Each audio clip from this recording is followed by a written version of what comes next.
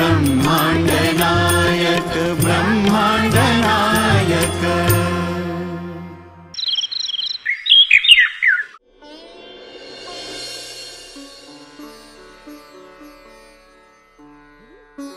पांडुरंग हरी वासुदेव हरी। वा पाणी घ्या।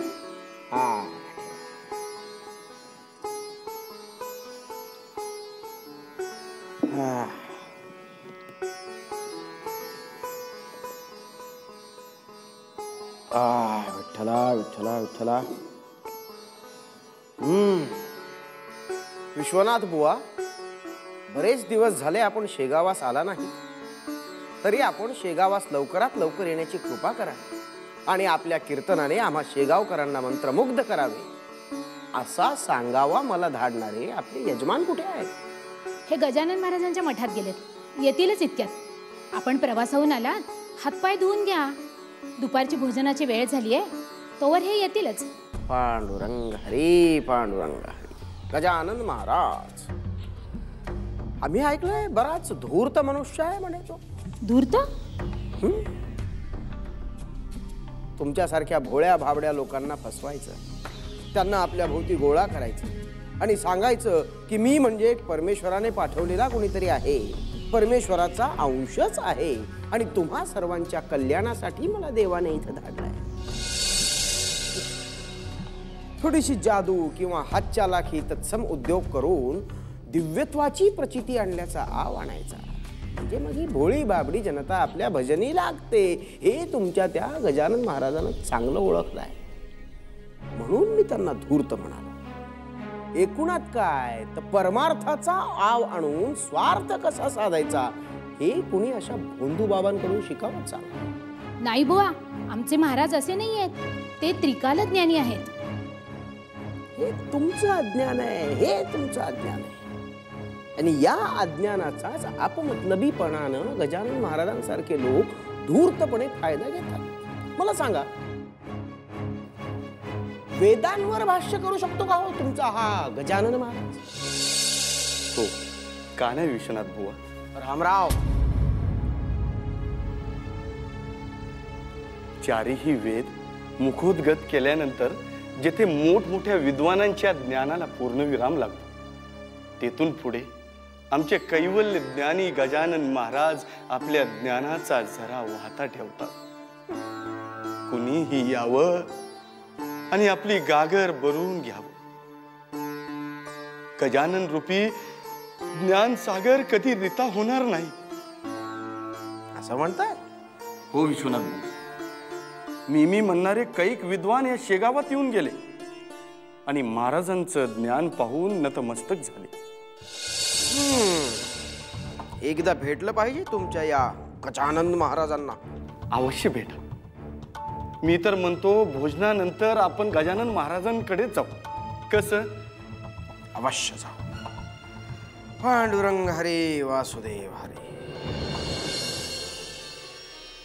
व्यंकटा जी महाराज, आम्हाला पांडुरंगाने जे कार्य करण्यासाठी इथे पाठवलंय ते कार्य निर्विघ्नपणे पार पडू नये अशी काही लोकांची इच्छा दिसते। असं का म्हणता आहात आपण? म्हणजे आपल्या कार्यामध्ये अडथळा आणण्याचा कोण प्रयत्न करताय? आहेत काही मंडळी। व्यंकट, जा जिलेम आणा आमची, जा लवकर जा। जी महाराज। जिलेम घेऊन ये।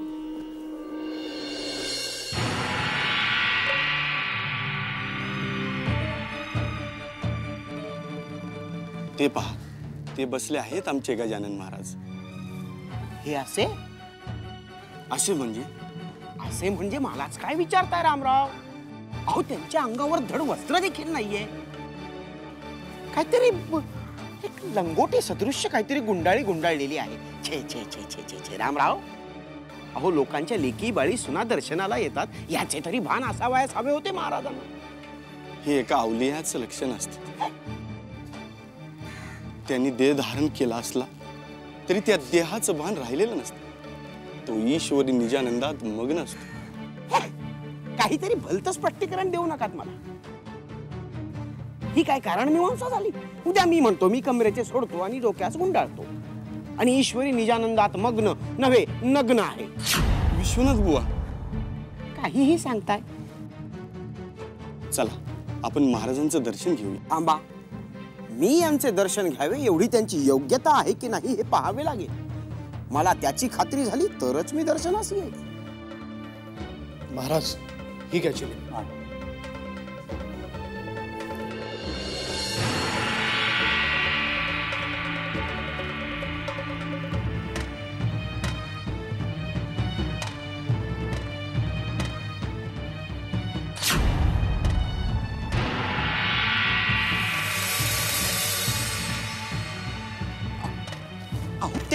ते काय करतायत? चिली मोडतायत चक्क. हो, लहर आली की ओढतात कधी कधी. काय पण चिलीम म्हटलं की त्यात तंबाखू गांजा या सगळ्या गोष्टी आल्या आणि अशा या व्यसनाधीन माणसाला तुम्ही महाराज म्हणून संबोधताय. त्याला युगपुरुष आणि संतत्वाचा दर्जा बहाल करताय. बुद्धिमत्ता गहाण ठेवली काय रामराव? तसं नाही विश्वनाथ बुवा. काय तसं नाही आणि असं नाही? हे काय खोटे आहे का? प्रत्यक्ष माझ्या डोळ्यांनी मी पाहिलंय. छे छे छे छे छे रामराव, त्यांचे दर्शन वगैरे तर घेणे लांबच राहिले. आता इथे एक क्षणभर थांबायची देखील माझी इच्छा नाहीये. आपला स्नेह संबंध चांगला आहे म्हणून मी इथवर आलो. पण तुमच्या बुद्धिमत्तेची ही कुवत पाहता मला आपल्या स्नेह संबंधांबद्दल सुद्धा फेर विचार करावासा वाटतोय. महाराज,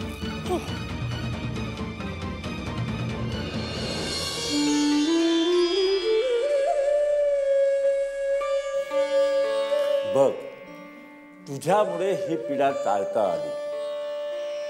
महाराज कुणाविषयी बोलतायत आपण? होता असाच एक अर्ध्या हळकुंडाने पिवळा झालेला.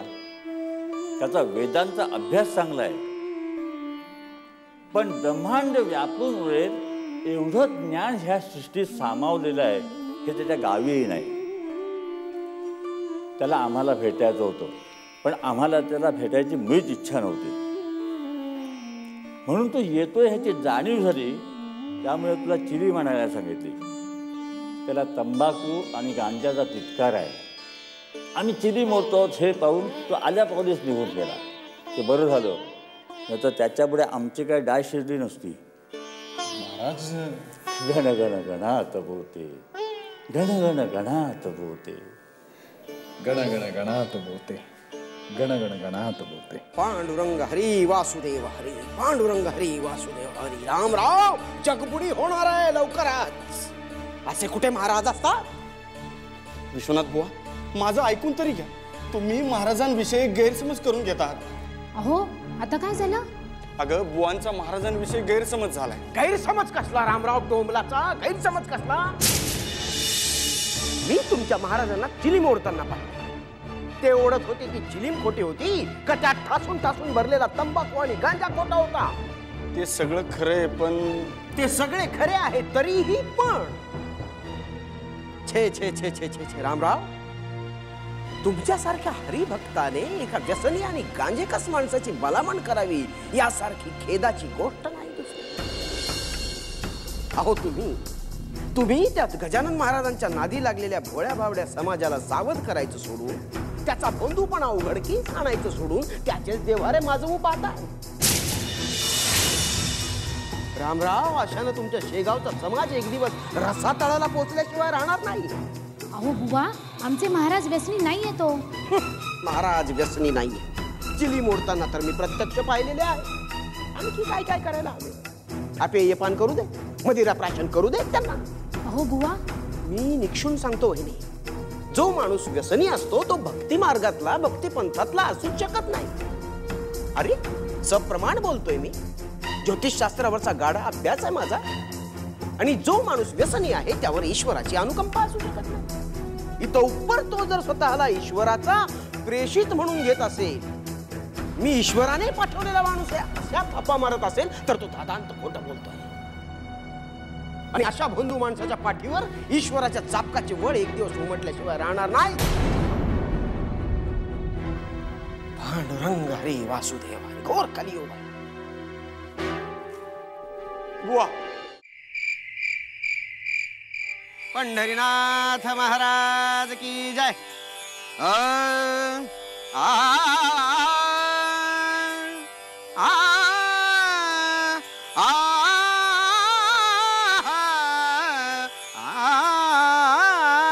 आ आ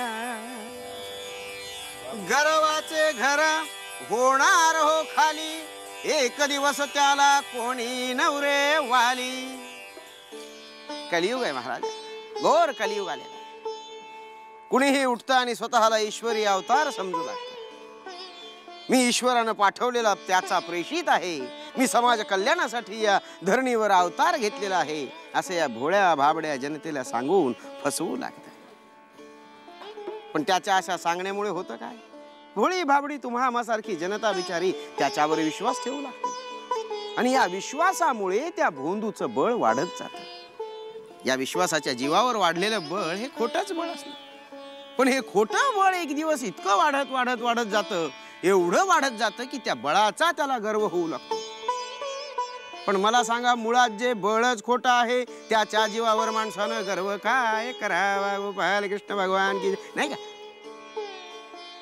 पण जेव्हा या भ्रमाचा भोपळा फुटतो, सगळ्या समाजाला जेव्हा कळतं की अरे हा तर भोंदू आहे, हे बळ आहे ते खोटं आहे, मग त्या दिवशी त्याच्या गर्वाचं घर खाली होतं. गर्वाचे घर होणार हो खाली, गर्वाचे घर होणार हो खाली, एक दिवस त्याला नवरे वाली, गर्वाचे घर होणार हो खाली. जय जय राम कृष्ण हरी, जय जय राम कृष्ण हरी, जय जय राम कृष्ण हरी. कुंडलिक वरदा हरी विठ्ठल, श्री ज्ञानदेव तुकाराम, पंढरीनाथ महाराज की जय.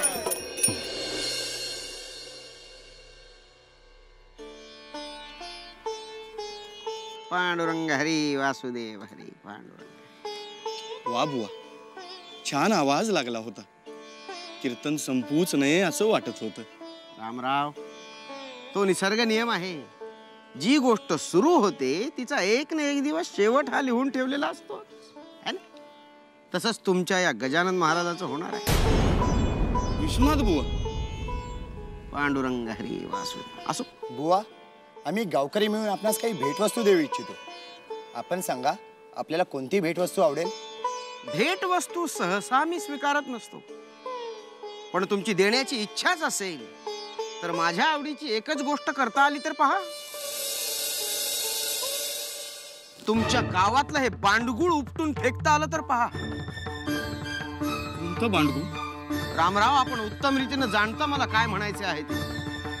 तुमचा तो गजानन महाराज नावाचं हे बांडगुळ वेशी बाहेर थेट फेकता आलं तर पहा. मी तुम्हाला पुन्हा एकदा सांगतो, तो काही देवाचा अवतार वगैरे नाही, खोटा बोलतोय, भोंदू येतो. आता या कीर्तनाच्या माध्यमातूनही मी तेच माझं समाज जागृतीचं व्रतच पाळत होतो, तुम्हा लोकांना सावध करण्याचा प्रयत्न करत होतो. माझा ऐका, ते बांडगुळ उपटून फेकून द्या तुम्ही. पंकज, पंकज, पंकज, जी महाराज. पंकज, आपल्यावर संक्रांत येणार बरं. संक्रांत? आता कुठली संक्रांत? येणार येणार, संक्रांत येणार.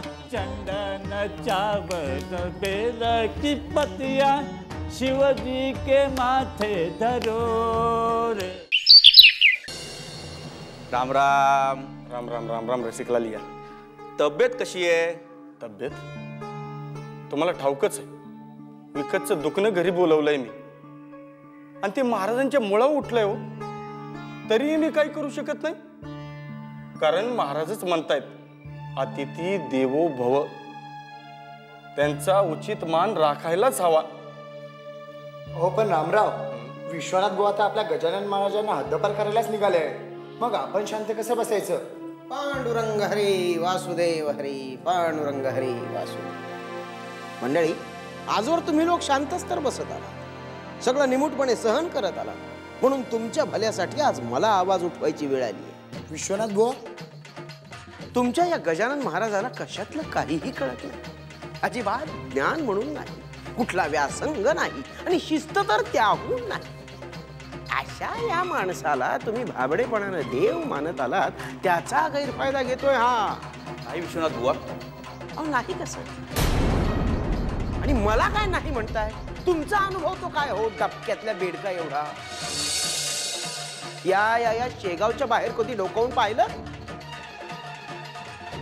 पण मी कीर्तनाच्या निमित्तानं गावोगाव नेहमी हिंडत असते, तेव्हा अशा या भोंदू महाराजांची आणि माझी अनेकदा गाठ पडते. तर त्यांचं भोंदूपण उघडकीस आणणे, त्यांचं पितळ उघडं पाडणे हेच माझं आद्य कर्तव्य मी समजतो नव्हे. मी स्वीकारलेल्या समाजसेवेच्या व्रताचा तो भाग आहे. आणि हे पहा, अशा या व्यसनी आणि भोंदू महाराजांना मी आव्हान दिल्यामुळे त्यांचा आता कोपच होईल. मग आपलं कसं होणार? या असल्या फालतू भ्रमात राहू नका. व्यसनी माणसाचा तो कसला आलाय कोप? आणि अशा या महाराजांचा आदर्श तुम्ही तुमच्या मुलाबाळांसमोर ठेवला आणि तो आदर्श डोळ्यासमोर ठेवून जर तुमची मुलं उद्या चालून चिली मोडायला लागली, कसे आवरणार आहात त्यांना? कसा आवर घालणार आपल्या पुढच्या पिढीला? आणि कोणत्या तोंडानं? कारण महाराजांचा आदर्श तर तुम्ही लोकांनीच त्यांच्या समोर ठेवलेला. म्हणून म्हणतो, सावध व्हा. अशा या भोंदू महाराजाचं पितळ वेळीच उघडं पाडा. अर्थात ते सगळं मी करीनच, तुम्हाला फक्त माझ्या मागोमाग यायचं आहे. मी काय म्हणतो, आमचं जे व्हायचं ते होईल. आमची काय बी तक्रार नाही. हे केवळ अशक्य, त्रिवार अशक्य. मी असं होऊ देणार नाही. आणि पहा, तुमच्या महाराजांना मी आव्हान देतोय याचा अर्थ ही फक्त त्यांचीच परीक्षा नाहीये, ही माझ्याही ज्ञानाची परीक्षा होऊ देत. ती कशी? कशी म्हणजे तुमच्या महाराजांनी माझं आव्हान पेललं आणि त्यांनी सिद्ध केलं की ते कोणी भोंदू नाहीत, खरंच ईश्वरी अंश आहे त्यांच्यामध्ये. तर मी त्यांच्या चरणाशी नतमस्तक होईल. जर त्यांनी नाही सिद्ध केलं तर त्यांनी मान्य करावं की ते भोंदू आहेत आणि त्यांनी हे गाव तत्क्षणी सोडावे. पांडुरंग हरी, पांडुरंग हरी. आणि हो, महाराजांना माझे हे आव्हान स्वीकारावेच लागेल. त्यांनी जर ते नाही स्वीकारले तर मी आमरण उपोषणास बसेल. विश्वनाथ बुवा. पांडुरंग हरी, पांडुरंग.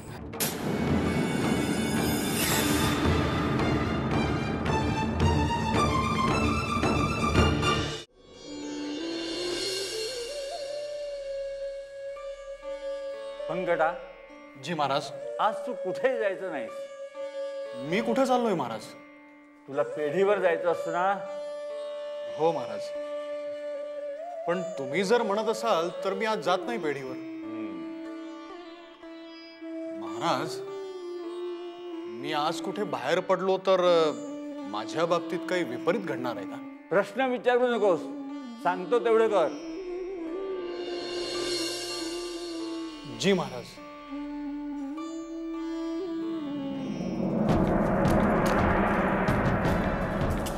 अरे चल की पटा असा गोगल गाईवानी चालल्यावर कसं गाठायचं महाराजांना आपण? अरे यो विश्वनाथ बुवा म्हणजे अवजार आहे, अवजार. या अवजारानं एक घाव दोन तुकडं करून टाकायचं म्हणजे कटकट मिटून जाईल गजानन महाराजांची. कसं मग? अरे बाप्पा बाप्पा बाप्पा बाप्पा, याला म्हणतात देव. भक्तांच्या हाकेला धावून येतो तो असा. राम राम देवा. पांडुरंग हरी, पांडुरंग हरी. आपण कोण? मी श्यामपंत. आपल्याच भेटीसाठी येत होतो बुवा. आपण मला कसे काय ओळखता? कारण यापूर्वी आपली भेट झाल्याचे मला काही स्मरत नाही. नाही, तरीही मी आपल्याला ओळखतो. अहो बुवा, सूर्याला त्याच्या तेजावरूनच ओळखतो आपण. त्याची वेगळी ओळख करून द्यावी लागत नाही. आहे, हेही खरेच आहे. बुवा, आपण गावात आल्याचं कळालं. हा, आता गजानन महाराजांविषयी आपलं मत कळाले आणि काय आनंद झाला म्हणून सांगू. अहो, आपल्यासारखे विद्वान लोक या गावात यायला हवी. हा, अहो, फार स्तोम मानलंय त्या गजानन महाराजांचं. अहो, सारासार विचार न करता लोक या नंग्या पिराच्या मागे धावी लागले. आता आम्ही बोललो तर आमचे दात दिसतात. हा, तुमच्यासारख्या प्रकांड पंडिताने त्यांच्या अवगुणांवर बोट दाखवलं तर लोकांनाही वेगळा विचार करावा लागेल. विश्वनाथ बुवा, तुम्ही हे शिवधनुष्य पेलात. आमच्यासारखे मुस्काट दाबी झालेले लोक आम्ही सगळे तुमच्या बरोबर आहोत. तुम्ही आणि माझ्या पाठीशी काय बोलता आहात तुम्ही? या प्रकांड पंडित विश्वनाथाच्या पाठीशी तुम्ही? हे म्हणजे एखाद्या गजराजाला एखाद्या शेळपटानं अभिवचन दिल्यासारखे झाले की गजराजा मी तुझ्या पाठीशी आहे. क्षमा करा बुवा, मला तसं म्हणायचं नव्हतं. असो असो, पण मी तुमच्या बाजूने आहे. मला ही पाहायचेच आहे गजानन महाराज कोण आहे. तर मी सांगतो तसे वागा. तुम्ही गावात रान पेटवायचे की आम्ही उपोषणाला बसतो आहोत.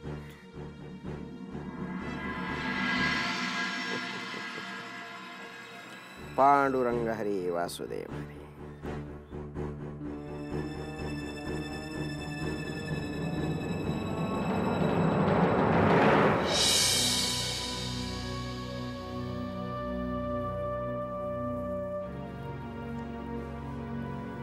कसला विचार करताय? आपले महाराज त्रिकाल ज्ञानी आहेत हे आपण सारेच जाणतो. मग त्यांच्या अपरोक्ष विश्वनाथ बुवांचं हे काही सगळं चाललंय हे त्यांना कळलं नसेल का? निश्चितच कळलं असणार. पण तरीही महाराजांची काही प्रतिक्रिया नाहीये. भास्कर पाटील, हरी पाटील, खंडू पाटील हे नेहमीचे भक्त त्यांच्या जवळ असणारे नेमके अशा प्रसंगी गावाबाहेर आहेत. परंतु बंकटलाल शेठ शेगावातच आहेत. ही गोष्ट त्यांच्या कानावर गेली असणारच. याविषयी महाराजांबरोबर त्यांची चर्चा झाली नसेल. झाली असेल, पण महाराजांकडून किंवा बंकटलाल शेठकडून काहीच प्रतिक्रिया नाहीये. जानवी, त्याला वादळापूर्वीची शांतता म्हणावं का? ही वादळापूर्वीची जर शांतता असेल ना, तर ही शांतता लवकरात लवकर खंडित व्हावी. महाराजांनी मौन सोडावं आणि विश्वनाथ बुवांना त्यांची योग्यता दाखवावी.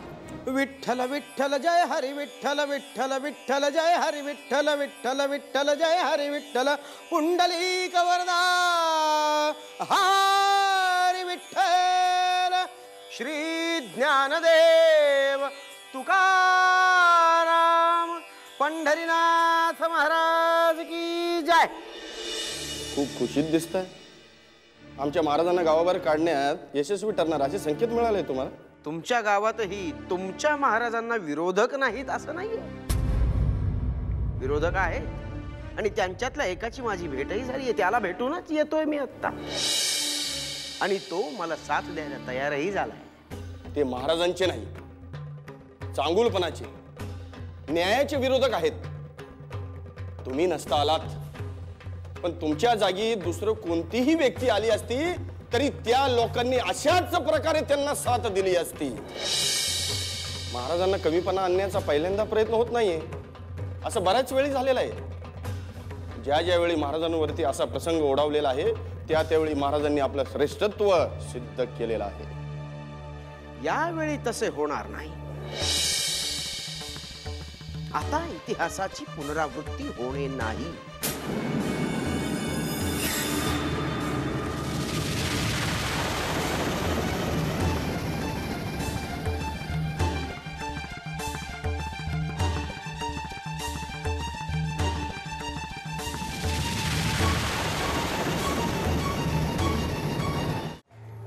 काही कळत नाही यार, काय करायचं आता.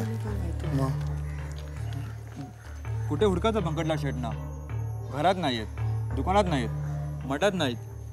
गेले कुठे म्हणायचे? मला तर वाटतं दुसऱ्या कुणावर अवलंबून राहण्यात काही अर्थ नाही. अहो, जो प्रश्न ज्या व्यक्तीकडे जाऊन सोडवता येईल तो प्रश्न त्या व्यक्तीकडे जाऊन सोडवता आला पाहिजे. म्हणजे आपण महाराजांना सगळं काही सांगून टाकूया. हो, डोकं ठिकाणावर आहे का तुमचं? हे काय बोलताच बोलतात तुम्ही?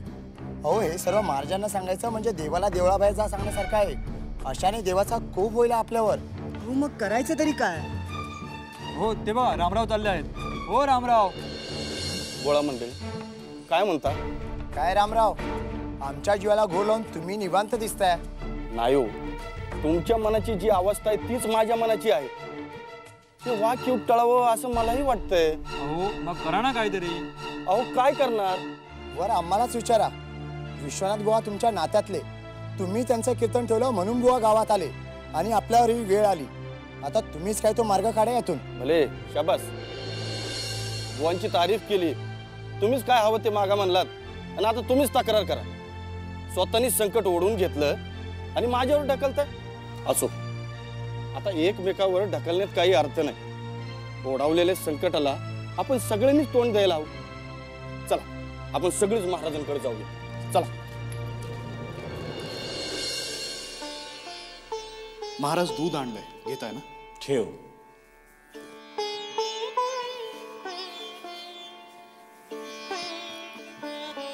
महाराज, बोल बंकट. शेगावमध्ये विश्वनाथ बुवा नावाचे ख्यातनाम कीर्तनकार आलेत. आपले रामराव पागनीसांचे ते स्नेही आहेत आणि त्यांच्या घरीच त्यांचं वास्तव्य आहे असं मला कळलं. बरं, मग मग काही नाही, मला कळलं म्हणून मी आपल्याला सांगितलं. ठाऊक आहे आम्हाला. ठाऊक आहे? कुशाग्र बुद्धीचे आहेत विश्वनाथ बुवा. 4 वेदांचा अभ्यास आहे. ज्योतिर्भास्कर म्हणून बहुमानही प्राप्त झाला आहे. लवकरच त्यांची आमची भेट होईल. पाहू, पांडुरंगाची इच्छा. हो रामराव, आता कसला विचार करताय? चला की आत. कसं जायचं, काय सांगायचं? मला तर महाराजांसमोर जाण्याचा धीरच होत नाही. अहो, पण जाऊन बोलावं तर लागेलच ना. त्याशिवाय तोडगा कसा निघायचा? काय वाटेल महाराजांना? हे विश्वनाथ बुवा महाराजांना गावाबाहेर काढायला निघालेत. आपण महाराजांचे भक्त आहोत. आपणच परस्पर विश्वनाथ बुवांना समजावून त्यांना पाठवून द्यायला हवं. पण असं न करता या पेच प्रसंगावरती तोडगा काढण्यासाठी आपण महाराजांकडे आलो आहोत. काय म्हणतील महाराज? तुमच्यात एवढीही धमक नाही? तुमच्या सद्गुरूंच्या मुळाशी कुणीतरी उठलंय, त्याचा बंदोबस्त सुद्धा तुम्हाला करता येत नाही? रामराव महाराज काहीही म्हणून नाही, आपल्या धमक असं मान्य करून मोकळे होऊ. पण आता आलो आहोत तर निर्णय बदलायचा नाही. चला जाऊन बोलूया महाराजांशी. बंकट. जी महाराज. काही भक्त मंडळी आम्हाला भेटायला येत आहेत. आम्हाला त्यांच्याशी बोलण्याची इच्छा नाही. आम्ही मौनव्रतात आहोत असं त्यांना सांग. मौनव्रत?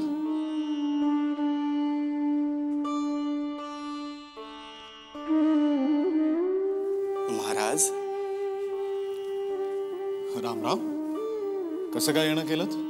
बंकटलाल शेठ, प्रसंग बाका आहे. महाराजांशी विचार विनिमय करणं आवश्यक आहे. महाराजांनी मौनव्रत धारण केलेलं आहे. त्यांच्या समाधीवस्थेतून ते बाहेर आले की मगच बोलतील. मौनव्रत? हो.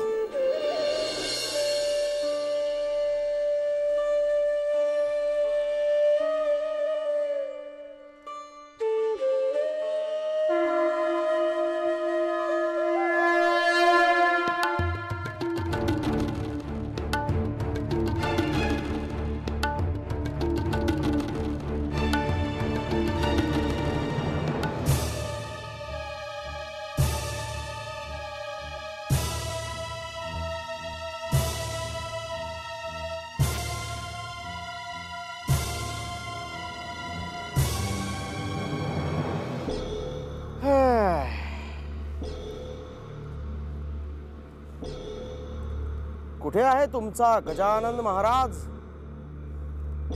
आणि आम्ही दिलेलं आव्हान स्वीकारण्यास तयार झालाय की नाही तो? अहो महाराज, ते कसले आव्हान स्वीकारतायत? फार घाबरगुंडी उडाली असेल त्यांची. आले आले पहा, महाराजांचे दूध सांगावा घेऊन आले. काय हो रामराव, अहो हे काय तुमचं वागणं आहे? अहो विश्वनाथ बुवा तुमचे पाहुणे, तुमच्या सांगण्यावरून बुवा शेगावी कीर्तनासाठी आले. पण तुम्ही मात्र त्यांच्याकडे पूर्णपणे दुर्लक्ष करताना दिसताय. हे काही बरोबर नाही आहे. नाही नाही, असं काही नाहीये. कलियुग आहे. असो अहो बुवा, असो काय? अहो आपण उपोषणाला बसला आहात, यांनी तुमची काळजी घ्यायला नको? आला असाल तुमच्या महाराजांकडे जाऊन? हो, आता मठातूनच येत आहोत आम्ही. मग आमचं आव्हान स्वीकारण्यास तयार झालेत की नाही ते? नाही, महाराजांनी मौनव्रत धारण केलं, त्यामुळे बोलणं काही झालंच नाही. पाहिलं बुवा, तुम्ही महाराजांना बरोबर ओळखलं. अहो तुम्ही वेदासंबंधी चर्चा करायला सांगाल म्हणून महाराजांनी आधीच मौनव्रत धारण केलंय. वा रे गजानन महाराज वा.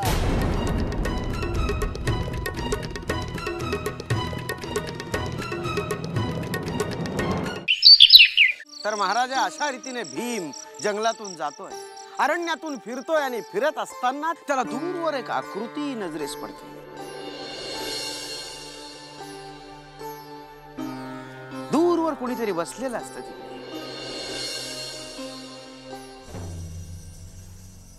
ते कोण बसलाय? कोण आहे ते? मी विचारतो, कोण आहे तिकडे?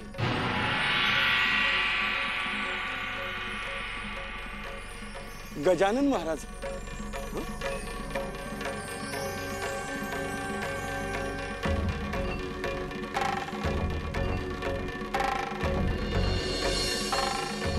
यावं यावं गजानन महाराज यावं.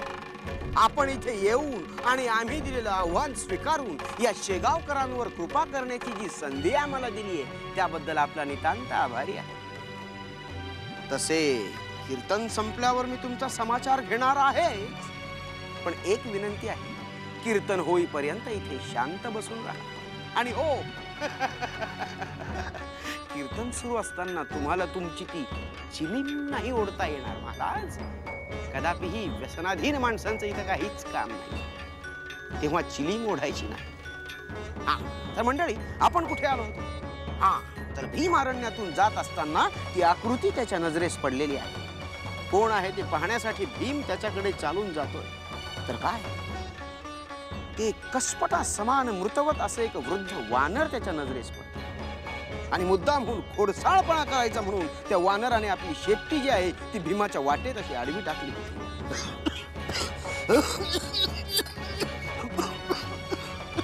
भावांच्या तोंडातून दूर येतोय.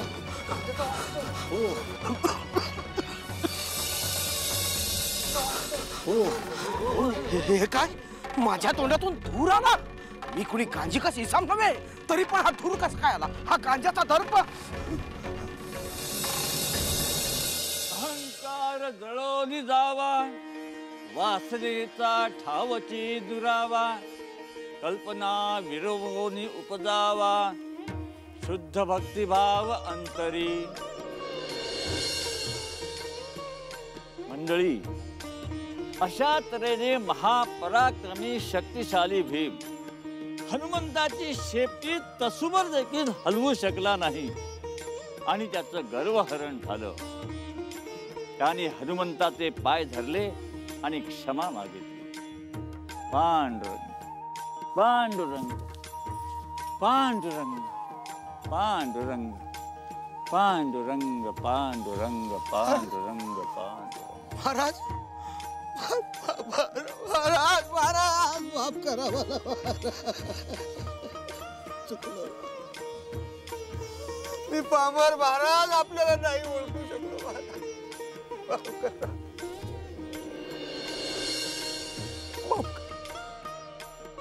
माफ करा मला महाराज, माफ करा. भरकटलो होतो, मान्य करतो.